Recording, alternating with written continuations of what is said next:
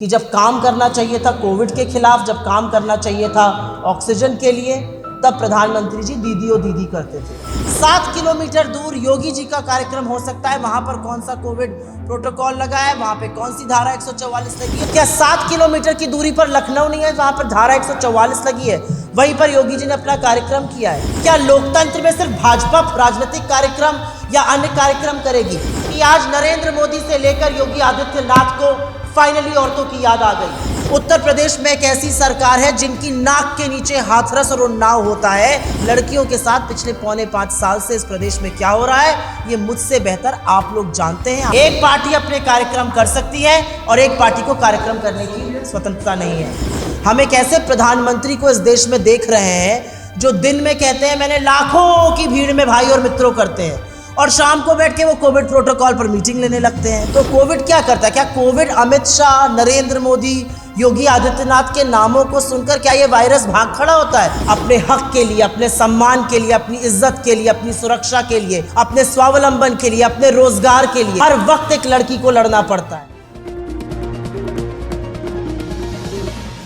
प्रियंका जी ने एक बड़ा नारा उत्तर प्रदेश की लड़कियों को दिया और आज ये नारा सारे देश में गूंज रहा है, लड़की हूँ लड़ सकती हूँ। और लड़कियां हर परिवेश में, हर स्थिति में, हर तरह से लड़ने को तैयार हैं। वो अपना जीवन उन्मुक्त तरीके से जीना चाहती हैं। और उसी में देखते हुए हम लोगों ने मैराथन का ऑर्गेनाइज करने का ठाना। एक सफल मैराथन हुई जिसमें 10,000 के करीब लड़कियां आई मेरठ में, और उसी का एक मैराथन हमने लखनऊ में प्रस्तावित किया था कल, मतलब 26 दिसंबर को। 1090 जो विमेन हेल्पलाइन का चौराहा है वहाँ से वो मैराथन शुरू होनी थी। उसकी सारी तैयारियां हो गई थी। हमारे पास काफ़ी लड़कियों के भागीदारी के आवेदन आए थे। बाहर लखनऊ के आसपास के क्षेत्रों से लड़कियां यहाँ आने को उत्साहित थी और इस मैराथन में भाग लेने को तैयार थी। लेकिन हमारी उस परमिशन को डिनाई किया गया। लोकल पुलिस प्रभारी के यहाँ से जो हमें पत्र मिला उसमें 3 तर्क दिए गए। पहला तर्क था कि लखनऊ में धारा 144 लगी है। दूसरा तर्क, कोविड प्रोटोकॉल के अंतर्गत हमें ये परमिशन डिनाई करी जा रही है। और तीसरा था कि वहाँ पर अन्य कार्यक्रम प्रस्तावित हैं। मैं इस मंच के माध्यम से एक ही सवाल पूछना चाहती हूँ कि क्या 7 किलोमीटर दूर जहां पर योगी जी ने आज एक बड़ा कार्यक्रम किया वहां पर 144 धारा नहीं लगी थी? क्या वो लखनऊ का पाठ नहीं है? क्या कोविड प्रोटोकॉल या कोविड वहां नहीं हो सकता है और सिर्फ कांग्रेस के कार्यक्रम में हो सकता है? और एडमिनिस्ट्रेशन ने अन्य कौन सा कार्यक्रम वहां होने जा रहा है उसके बारे में हमसे बात करने को, उसके बारे में हमें कोई जानकारी नहीं दी।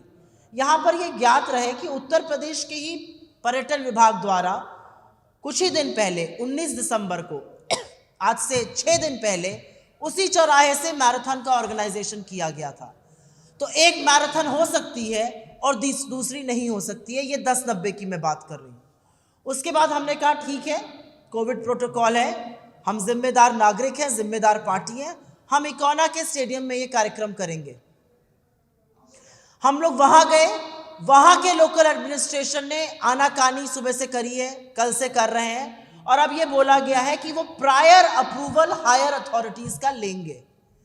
लोकल एडमिनिस्ट्रेशन ये परमिशन देता है, लोकल एडमिनिस्ट्रेशन ये कहता है कि आप कर सकते हैं या नहीं कर सकते हैं। अब ये हायर अथॉरिटीज कौन है? और क्या ये हायर अथॉरिटीज वो हैं जो मुख्यमंत्री जी का कार्यक्रम होने देंगी और कांग्रेस का कार्यक्रम होने से रोकेंगी? सच तो यह है कि यह मूलतः पॉलिटिकल प्रोग्राम ही नहीं था। ये इस प्रदेश की लड़कियों के लिए, उनको खेलकूद में बढ़ाने के लिए, उनको उत्साहित करने के लिए, उनके अंदर ऊर्जा भरने के लिए एक बड़ा पहल थी कांग्रेस पार्टी की, मैराथन की। और उसमें से जिस तरह से रोड़े लगाए जा रहे हैं वो कहीं ना कहीं इस प्रशासन का डेस्परेशन, इनकी अनैतिकता, इनके दोहरे मापदंड दिखाता है। 7 किलोमीटर दूर योगी जी का कार्यक्रम हो सकता है, वहां पर कौन सा कोविड प्रोटोकॉल लगा है, वहां पे कौन सी धारा 144 लगी है, ये मुझसे बेहतर आप जानते हैं। पर मुझे ऐसा लगता है कि लोकतंत्र में इस तरह की हरकतें करना शर्मनाक है। मापदंड सबके लिए एक ही होने चाहिए। और सबसे बड़ी बात यह है कि ये लड़कियों की आवाज़, जो लड़की हूँ लड़ सकती हूँ का नारा प्रियंका जी ने दिया, और जिस तरह से महिला शक्ति ने इसका आह्वान किया है, जिस तरह से महिलाओं ने, लड़कियों ने प्रदेश की इसको आत्मसात किया है, उससे घबरा कर आप बड़े बड़े किराए के कार्यक्रम तो कर सकते हैं, लेकिन इस प्रदेश की लड़कियां भी जानती हैं कौन उनके साथ खड़ा है, कौन उनकी बात कर रहा है और कौन नहीं। हम पुनः इस कार्यक्रम को परमिशंस लेके करेंगे। हम लोग 28 तारीख को करना चाहते थे, अभी तक इकोना में हमें परमिशन नहीं दी गई और बोला गया है कोई हायर अथॉरिटीज़ इस पर डिसीजन लेंगी। मैं आपके माध्यम से प्रदेश की, लखनऊ के आसपास की, लखनऊ की बेटियों को ये ज़रूर बोलना चाहती हूँ कि मैराथन तो होगी, उन ट्रैक्स पर आप दौड़िएगा, एक नई उड़ान आप भरिएगा। ये धृष्टता जो प्रशासन कर रहा है, ये कुछ नहीं है, ये डर और अहंकार का सबसे बड़ा सूचक है। प्रियंका जी, सुप्रिया जी, क्या ये माना जाए कि उत्तर प्रदेश में योगी सरकार है और लड़की हूँ यहाँ नहीं लड़ सकती हूँ? मुझे लगता है उत्तर प्रदेश में एक ऐसे दम्भ और अहंकार से भरी सरकार है जिसने कानून, मर्यादा और नैतिकता को ताक पर रख दिया है। उत्तर प्रदेश में एक ऐसी सरकार है जिनकी नाक के नीचे हाथरस और उन्नाव होता है, और चुनाव आने पर जब प्रियंका जी लड़कियों के हक की बात करती हैं, जब प्रियंका जी सम्मान की बात करती है, सुरक्षा की बात करती है, स्वावलंबन की बात करती है, तो कहीं पर इनको भी लड़कियां याद आती हैं। लड़कियों के साथ पिछले 4.25 साल से इस प्रदेश में क्या हो रहा है, ये मुझसे बेहतर आप लोग जानते हैं, आप लोगों ने रिपोर्ट किया है। आप लोग क्या इसके आगे कोई स्टेप लेंगे? अभी क्योंकि प्रशासन ने जो कैंसिल किया है, तो अब आपका स्टेप क्या होगा? कहीं और भी लग रहा है इसमें? ऐसा है कि ये जो प्रशासन ने कैंसिल किया है, हम परमिशंस की बात कर रहे हैं। हमने इकोना में भी परमिशन की बात करी है, उन्होंने कहा है कि वो हायर अथॉरिटी से लेकर बताएंगे, लेकिन आपसे ये साझा करना इसलिए ज़रूरी था क्योंकि जो लोग आ रहे थे उन तक भी सूचना पहुंचे और जनता के सामने भी ये बात पहुंचे कि कितने दोहरे मापदंड, कितना अहंकार, कितना दंभ, कितनी जिसको आडंबर कहते हैं वो इस सरकार में है। एक पार्टी अपने कार्यक्रम कर सकती है और एक पार्टी को कार्यक्रम करने की स्वतंत्रता नहीं है। क्या कार्यक्रम की अनुमति देने के बाद मना किया गया है या कार्यक्रम की अनुमति मिली ही नहीं थी, केवल आपने आवेदन किया? आपके साथ मैं ये साझा कर लूँगी, हमारा 26 दिसंबर का कार्यक्रम था जिसको मना करते हुए कहा गया है कि कोविड प्रोटोकॉल। आवेदन था या स्वीकृति? आवेदन था। केवल आवेदन था, यानी कि घोषणा कार्यक्रम की बिना अनुमति के हो गई थी? नहीं, घोषणा कार्यक्रम की बिना अनुमति के नहीं हुई थी, हमने आवेदन दिया। ये पत्र हमें आज सवेरे मिला है जिसमें कहा गया है कि कोविड प्रोटोकॉल के चलते आप ये नहीं कर सकते। मेरा सवाल एक नागरिक होने के नाते इनसे यह है कि 7 किलोमीटर की दूरी पर क्या कोरोना रण छोड़ के भाग गया है? क्या 7 किलोमीटर की दूरी पर लखनऊ नहीं है जहां पर धारा 144 लगी है? वहीं पर योगी जी ने अपना कार्यक्रम किया है। ये किस तरह के मापदंड है? क्या लोकतंत्र में सिर्फ भाजपा राजनीतिक कार्यक्रम या अन्य कार्यक्रम करेगी? इसी स्थल से पर्यटन विभाग ने उत्तर प्रदेश सरकार की एक मैराथन करी। हमारी मैराथन में ऐसी कौन सी खराबी है जो वो नहीं हो सकती है? मैडम, आज ही कान्हा स्टेडियम में लगभग लाखों की संख्या में स्टूडेंट इकट्ठा हुए थे, जहाँ इतना बड़ा प्रोग्राम हुआ, और आए दिन कुछ न कुछ कार्यक्रम तो हो ही रहे हैं। ऐसे में एक मैराथन जिसमें बच्चे लगातार एक जगह दूसरी जगह जा रहे थे, उसमें ज़्यादा कोरोना का मामला नहीं होता क्योंकि लोग दौड़ते हुए आगे निकलते हैं।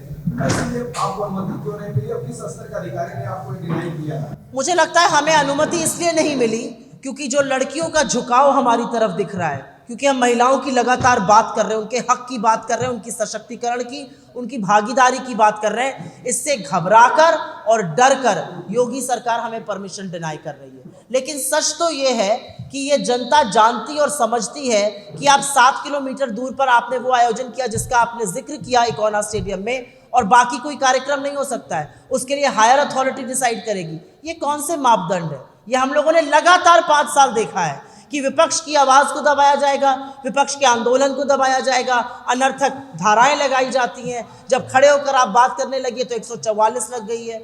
144 7 किलोमीटर दूर नहीं लगी है लखनऊ में। मैं आपके साथ ये पत्र साझा करूंगी, आपको इसमें सारे डिटेल्स मिल जाएंगे। मेरठ में भी आपकी रैली थी, तो क्या उसमें आप लोगों ने परमिशन कराया था कि बिना परमिशन? रैली थी, रैली नहीं थी, वहाँ पर जो मैराथन थी। मुझे उसके बारे में बहुत ज़्यादा जिस तरह की टेक्निकल जानकारी आप मांग रहे नहीं है, पर मुझे पूरा विश्वास है कि बिना प्रोटोकॉल को निभाए और बिना परमिशंस के इतनी बड़ी आयोजन नहीं हो सकता था। पूरा लिया होगा। जहां तक परमिशन मिलने की बात है, अब योगी जी को डिसाइड करना है कि उत्तर प्रदेश में चुनावों के पहले क्या भाजपा ही सिर्फ प्रायोजन करेगी? क्या भाजपा ही आयोजन करेगी? क्या भाजपा ही चुनावी रैली करेगी? हम एक ऐसे प्रधानमंत्री को इस देश में देख रहे हैं जो दिन में कहते हैं मैंने लाखों की भीड़ में भाई और मित्रों करते हैं, और शाम को बैठ के वो कोविड प्रोटोकॉल पर मीटिंग लेने लगते हैं। सुनने में आ रहा है अमित शाह जी आकर यहाँ पर 7 दिन रहने वाले हैं और रोज सभाएं करेंगे 5-5, 6-6। तो कोविड क्या करता है? क्या कोविड अमित शाह, नरेंद्र मोदी, योगी आदित्यनाथ के नामों को सुनकर क्या ये वायरस भाग खड़ा होता है? ये जवाब भाजपा को देना है। और बाकियों के नाम पर क्या कोविड आ जाता है? क्या धारा 144 जो आप लगाते हैं कानूनन, वो सिर्फ विपक्ष के लिए है या वो सत्ता पक्ष के लिए भी है? आपसे और जनता से बड़ा कोई कोर्ट नहीं है, मेरा अपना ये मानना है। आपके माध्यम से इनका मुखौटा हटाना जरूरी है कि ये किस तरह के लोग हैं जो उत्तर प्रदेश में सत्ता चला रहे हैं।